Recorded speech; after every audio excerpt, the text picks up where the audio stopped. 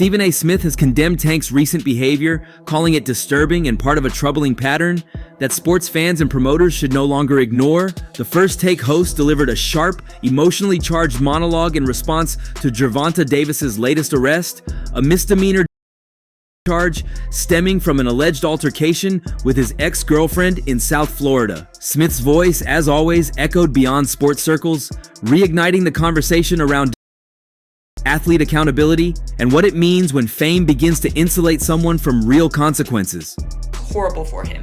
But now I'm the kind of person who thinks that you have to look at both sides of the story, right? It's not always man, period. What is the woman doing to cause this abuse? Obviously, it's never okay, but let's just look at what he has to say to defend himself. Now, I'm so sorry for the graphic picture. I'm just going to show it really quick, but he says that she put poop on his toothbrush and spit on his face. Now, again, never okay, but he sounds like a victim as well. What do you guys think? Let me know in the comments. Should he be able to fight? Davis, 30, was arrested early on a Friday morning, shortly after midnight, near the bustling Lincoln Road area of Miami Beach. The arrest didn't come as a surprise to local law enforcement. According to police spokesperson Christopher Bess, Davis had already been flagged in the system. His information had been entered into a law enforcement database, and when a license plate reader detected his vehicle, the Miami Beach police moved in. After the initial stop, Davis was handed over to Doral Police, the department that had jurisdiction over the alleged incident. At that brand new video here, you can see him walking out of the side of TGK using his t-shirt to cover his head, surrounded by correctional officers and what is presumed to be his manager. Now, although we asked him questions about these allegations, he did not say anything to us as he walked out. He just went immediately into the SUV waiting for him on the side. Now, Davis was arrested this morning. At the center of this arrest is an altercation that reportedly took place in mid-June on Father's Day at the home of Davis's ex-girlfriend in Doral, a residential suburb of western Miami-Dade. The incident, according to reports, occurred during a visit by Davis to pick up his two young children. However, things escalated quickly. Police say that Davis changed his mind and told his ex not to bring the children to the car. The argument that followed allegedly turned physical. According to an affidavit, Davis struck her in the back of the head and slapped her in the face, causing a small laceration to her lip. License, you bring me out a passport. You know, I mean, I asked to see your daughter. You said no, I don't want her to see the police. I showed you. You did, but I wanted to see her, and now I'm gonna have to talk to her because she said that when you hit her, it was in front of her, the baby, the 4-year-old. The woman didn't call the police herself. Instead, she texted her mother while the incident was happening. Her mother drove to the house and upon arrival, reportedly saw her daughter in distress and crying with visible injuries. She also witnessed Davis throw a small box at her daughter. It was the mother who filmed some of the altercation and provided it to police as evidence. This small but critical intervention became the core of the investigation that would later lead to Davis's arrest. Christy and Alex says the charge he is facing is battery. You mentioned this was an ex-girlfriend, but it is also the mother of his children. That, according to police. Let's show you who we're talking about here. You were looking at the professional and well-known boxer, 30-year-old Gervonta Tank Davis. He was arrested by Miami Beach police early this morning on a warrant for his arrest following an alleged incident that happened in June on Father's Day. In the arrest report we obtained, Davis is accused of striking and slapping the mother of his children in the face, causing injuries to her lip as he arrived to pick up his kids from her Doral home. When he was taken in, Davis reportedly refused to read or sign the Miranda warning. He was booked without bond initially, but was later granted a $10,000 bail. As of now, there is no attorney listed for Davis in court filings, and his promoter has not issued a statement. Meanwhile, Davis is scheduled to appear in court again on July 29th. The arrest places a harsh spotlight back on a man whose career has been increasingly defined not just by his undefeated record in the ring, but by a series of troubling incidents outside of it. And it's not just the media that's questioning his behavior now. Voices within the boxing community and broader sports world are expressing deep concern, none louder than Stephen A. Smith. During a recent episode of First Take, Smith did not mince words. He called Davis a repeat offender and reminded viewers that this isn't the first time the boxer has been accused. This is not isolated, Smith said. We're talking about a man who has been given opportunity after opportunity and still finds himself in situations like this. Enough is enough. You don't get a pass just because you can fight. Being undefeated in the ring doesn't mean you get to dodge accountability in real life. What Smith is referring to are the numerous legal troubles that have followed Davis throughout his career. Most notably, his hit-and-run incident in 2020 in Baltimore that left several people injured. Davis was sentenced to 90 days of house arrest, but later violated the terms by checking into a luxury hotel and moving to a different home without permission. That defiance led to him serving the rest of his sentence in jail. Smith pointed to that case as a clear sign that Davis believes the rules do not apply to him. You've got kids watching this man, fans who admire him, young fighters who look up to him. And what message are we sending when someone like this keeps getting second chances with no growth? Smith asked. The timing of the arrest also couldn't have been worse for Davis from a professional standpoint. His last fight, on March 1st at Brooklyn's Barclays Center, was already a PR disaster. Entering as the overwhelming favorite against Lamont Roach, Davis underperformed significantly. Though he retained his WBA lightweight belt, the match ended in a majority draw, with boos raining down from the crowd. Roach appeared to have scored a knockdown in the 9th round, but referee Steve Willis controversially ruled it a slip, an error that likely saved Davis from his first professional loss. That underwhelming performance sparked speculation. Was this a fluke or was Davis slipping? At 30 years old, questions around his discipline, conditioning, and long-term career prospects have grown louder.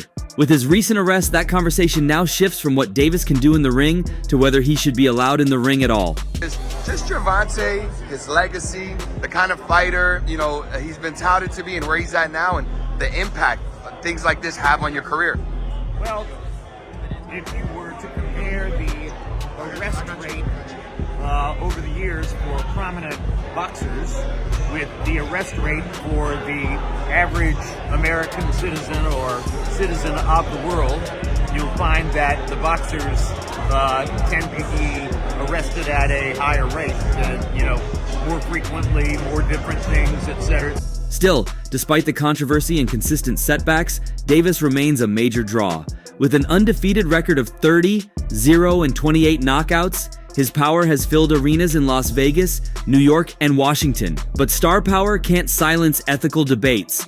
And as Smith pointed out, public adoration does not equal public immunity. What makes this case different is that it appears more well documented than previous allegations. The involvement of the ex-girlfriend's mother as a direct eyewitness and the presence of video footage place the burden of accountability squarely in the hands of the justice system. Prior domestic violence cases involving Davis have quietly gone away. One was discharged, and another was dismissed after the victim declined to press charges. But this time, the optics are harder to shake. It also raises the question of how long major boxing promotions and broadcasters will continue to back Davis if these patterns persist. ESPN, Showtime, DAZN, these are platforms that often market Davis as a generational talent. But in the era of growing sensitivity around athlete misconduct, brands are increasingly being held accountable for who they promote. Smith made a direct appeal to these networks. You put this man on your platform. You are endorsing not just his skills, but his behavior. You want the pay-per-view money? Fine, but don't pretend you didn't know what kind of man you were marketing.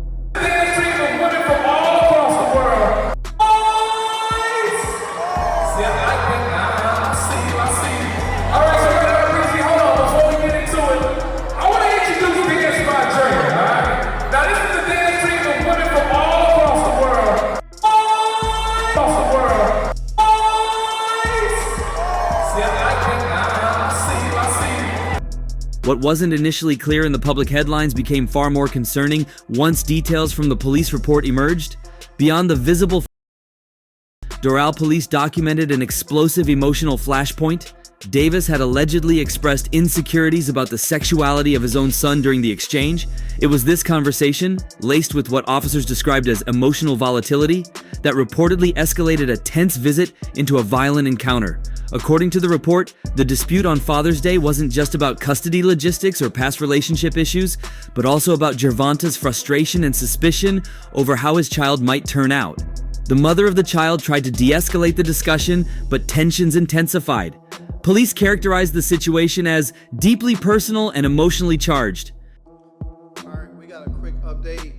Looks like Gervonta Tank Davis will be serving the rest of his 90-day sentence on his hit and run case back in 2020. Apparently, Davis violated the order for the rest of his home detention. Now that he got to serve the rest of the 90 days, he definitely can get good time. This information shifts the context significantly. It's not just a matter of a custody handoff gone wrong, it's a case that now hints at strained parenting, emotional instability, and deep-rooted issues of identity and control.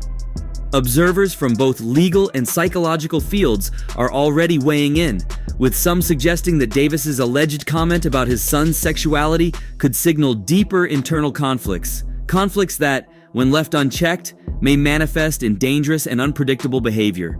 As police began to investigate, they didn't need to do much digging.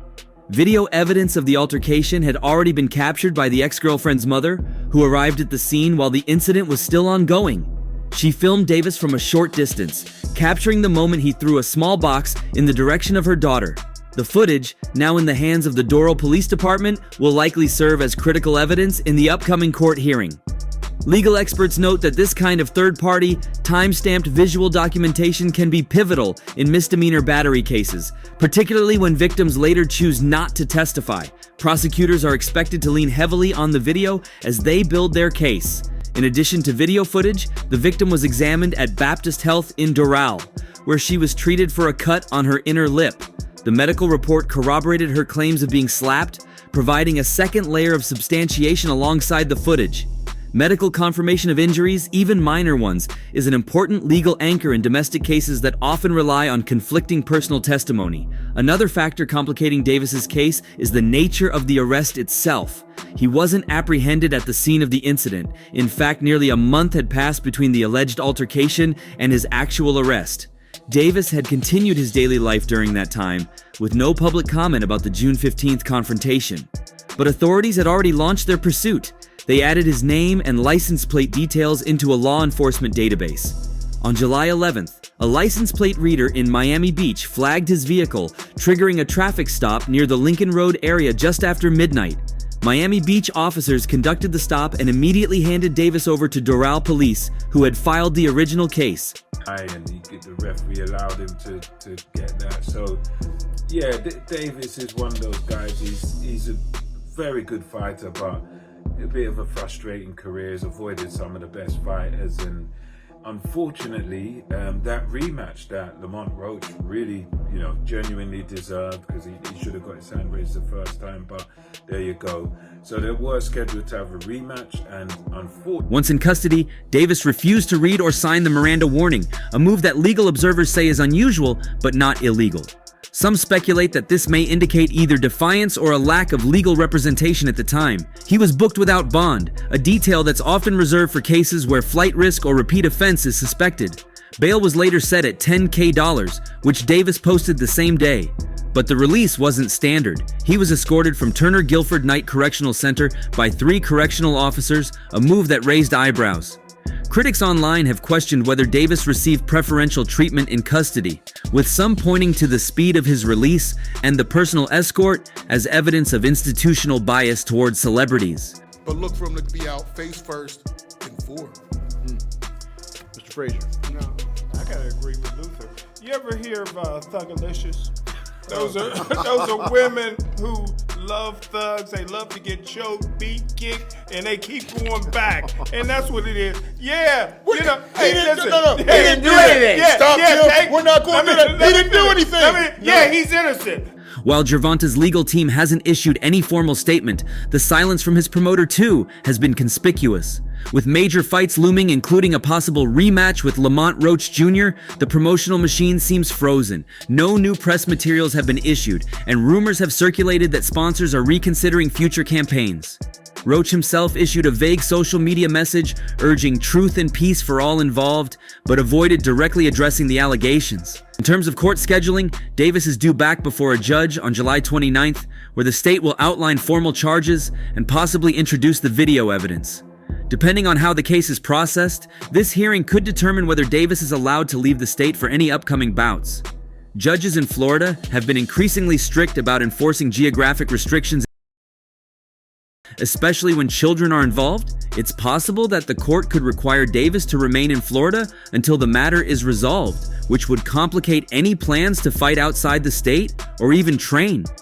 Yeah, man, I just want to say to let the people know that this judge is crazy, bro. This judge she locked me up because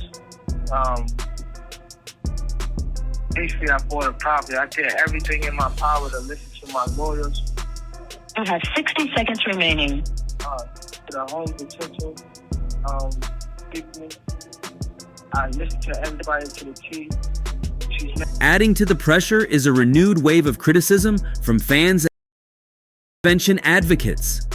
Organizations such as National Coalition Against have begun circulating posts and petitions urging boxing commissions and sports broadcasters to distance themselves from Davis until his legal issues are resolved. One widely circulated open letter addressed to Showtime Boxing and DAZN urged promoters to cease glorifying a man with a well-documented pattern of violence against women. It has already garnered thousands of signatures online. The sentiment is building. This isn't just about one incident anymore. To critics and activists, it's the fourth strike. In 2020, Davis was seen on video grabbing the mother of his child by the neck at a charity basketball game in Florida. In 2022, he was arrested again, this time for allegedly slapping a different woman, though she later recanted. And then, of course, the 2023 fallout from his hit-and-run sentence violation further undermined the public's trust in Davis's judgment. Those inside the boxing industry now face a dilemma. Davis is one of the sport's few remaining superstars with legitimate mainstream appeal. His pay-per-view draws are massive, his social media presence influential, and his knockout power undeniable. Yet every year the damage done to his reputation grows heavier and more difficult to ignore. As one anonymous promoter told The Ring, it's not about talent anymore, it's about liability. Meanwhile, Davis's fan base has splintered. On social media, longtime supporters express disappointment or denial, while others suggest that legal troubles won't stop them from paying to watch his next fight. It's a moral debate unfolding in real time. Can someone repeatedly still be considered a role model in a sport that already battles a reputation for violence outside the ring? And now, a new twist may be emerging. Sources close to the Doral Police Department claim that Child Protective Services was contacted following the incident, not because the children were directly harmed, but because the altercation occurred in their presence. In many states, including Florida, this can trigger a secondary investigation into parental fitness, even if no physical harm came to the children. If CPS opens a file on Davis, he may find himself facing not just criminal charges, but family court scrutiny as well. Well, what do you think? Share your thoughts below and subscribe for more updates.